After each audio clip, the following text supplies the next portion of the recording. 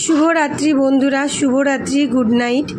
আকাশ জুড়ে খুব মেঘ হয়েছে, মনে হচ্ছে রাত্রিবেলা হয়তো বৃষ্টি হলেও হতে পারে, কারণ আমাদের রায়গঞ্জে যে এত গরম পড়েছে যে আমরা থাকতে পারছি না। তো আজকে দুপুরবেলার পর থেকে ওয়েদারটা একটু চেঞ্জ হয়েছে, একটু হাওয়া, একটু বৃষ্টি, তারপরে বিকালের দিক থেকে আর বৃষ্টি ছিল না, হাওয়াটা ছিল। কিন্তু এখন রান্নাঘরে এসে দেখছি এখন বাজে রাত্রি 10টা। তো এখন দেখছি একটু আকাশে মেঘ করছে, তো আকাশটা দেখো কালো হয়ে আসছে, অন্ধকার হয়ে আসছে।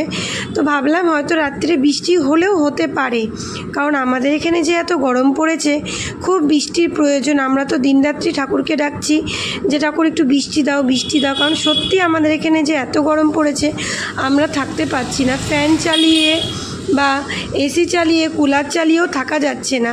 ওই যতক্ষণ এর ভিতরে থাকছি ততক্ষণই আরাম, কিন্তু সবসময় তো ফ্যান চালিয়ে, এসি চালিয়ে, কুলার চালিয়ে থাকা যায় না।